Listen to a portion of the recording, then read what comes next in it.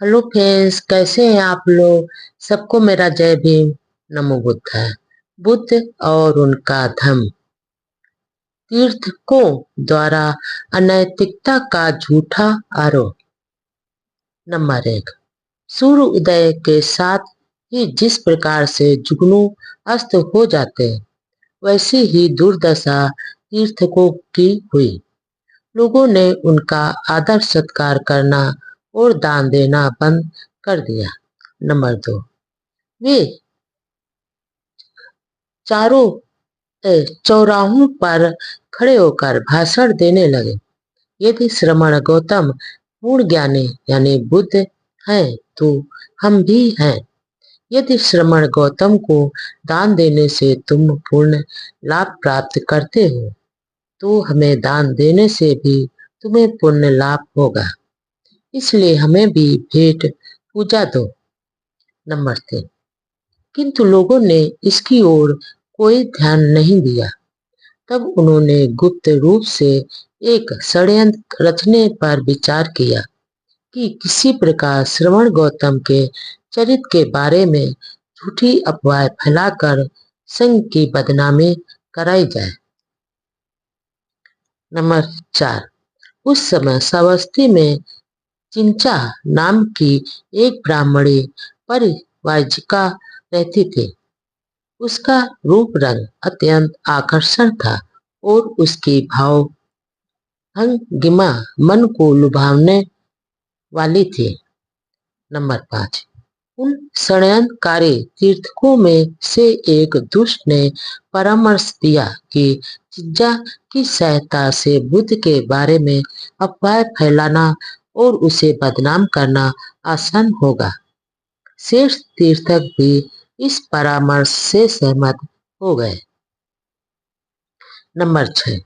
एक दिन चिंचा तीर्थकों के उद्यान में आई और अभिवादन कर पास में ही बैठ गई, लेकिन किसी ने उससे बात नहीं की। नंबर 7। इस पर चकित होकर वह बोली, क्या मैंने आपका कोई अपराध किया है? मैंने आपको 3 बार अभिवादन किया है और आप मुझसे एक शब्द भी नहीं बोलते। नंबर 8। तीर्थक बोले, बहन, क्या तू इतना भी नहीं जानती कि श्रमण गौतम अपनी जनप्रियता से हमारे लाभ सत्कार में बहुत बाधक हो रहा है। चिंचा ने उत्तर में कहा, मैं नहीं जानती। क्या मैं इस विषय में कुछ कर सकती हूँ? नंबर 9। बहन, यदि तू हमारा भला करना चाहती है तो अपने प्रयास से श्रमण गौतम के बारे में अफवाह फैला और इस प्रकार उसकी जनप्रियता को समाप्त कर दे। बहुत अच्छा, निश्चित रहे और यह सब मुझ पर छोड़ दे। यह कहकर वह वहां से चली गई। नंबर 10। स्त्री चरित्र दिखाने में चिंचा परंपरागत थी। जब श्रावस्ती के लोग बुद्ध का प्रवचन सुनकर लौटकर आया करते थे तो चिंचा लाल वस्त्र पहनकर हाथ में फूलों की माला और सुगंधियां लिए हुए जेतवन की ओर जाया करती थी। नंबर 11।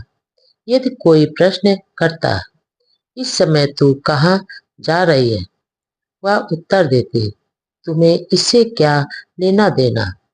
जेतवन के समीप तीर्थ का राम में रात बिताकर वह सुबह उस समय शहर की ओर लौटा करते थे जब शहर के लोग बुद्ध के दर्शनार्थ जेतवन की ओर जा रहे होते थे। नंबर 12। यदि कोई उससे पूछता, रात कहाँ बिताई, वह उत्तर देती, तुम्हें इससे क्या लेना देना। मैंने जेतवन की व्रतकुटी में श्रवण गौतम के साथ रात बिताई। उसके उत्तर से किसी किसी के मन में शंका पैदा हो जाती थी। नंबर 13। 4 महीने बीतने पर उसने अपने पेट के इर्द गिर्द कुछ पुराने चिथड़े लपेट कर उसे फुला लिया। और कहती फिरी कि श्रमण गौतम से उसे गर्भ ठहर गया है। कुछ लोगों को विश्वास होने लगा। नंबर 14। 9वें महीने में उसने अपने पेट पर एक लकड़ी का टुकड़ा बांध लिया और कीड़ों से कटवाकर हाथ सुझा लिए। और जिस समय भगवान बुद्ध भिक्षुओं और गृहस्थों को प्रवचन दे रहे थे, वह वहां पहुंचकर कहने लगे, हे महान उपदेशक, तुम लोगों को बहुत उपदेश देते हो। तुम्हारी वाणी बहुत मधुर है और तुम्हारे ओठ बहुत कोमल है। तुम्हारे संग से मुझे गर्भ ठहर गया और मेरा प्रसव का समय निकट आ गया है। नंबर 15। तुमने मेरी प्रस्तुति की कोई व्यवस्था नहीं की है। उस अवस्था के योग कोई पत्र आदि भी मुझे कहीं दिखाई नहीं देता। यदि तुम स्वयं इसकी व्यवस्था नहीं कर सकते तो अपने शिष्यों कौशलराज, अनाथपिंडक अथवा विशाखा में से किसी एक को कहकर इसकी व्यवस्था करा दो। नंबर 16। लगता है कि तुम किसी कुमारी को बहकाना ही जानते हो, लेकिन यह नहीं जानते कि उस संसर्ग से पैदा होने वाले संतान की देखभाल कैसे की जाए। उपस्थित जनता मूक बनी बैठी रहे। नंबर 17। भगवान बुद्ध ने अपना प्रवचन बीच में रोककर बहुत संयम और गंभीरता से उत्तर दिया, बहन, तूने जो कुछ कहा है वह सत्य अथवा झूठ है, उसका ज्ञान केवल हम दोनों को है। नंबर 18। चिंचा जोर से खांसते हुए बोली, हाँ हाँ शास्ता, इस बात का ज्ञान हम दोनों को ही हो सकता है। नंबर 19। उसके खांसने से रस्सी की वह गांठ जिससे वह लकड़ी पेट पर बांधी गई थी ढीली पड़ गई और वह लकड़ी खिसक कर उसके पांव पर आ पड़ी। चिंचा कहीं की भी ना रही।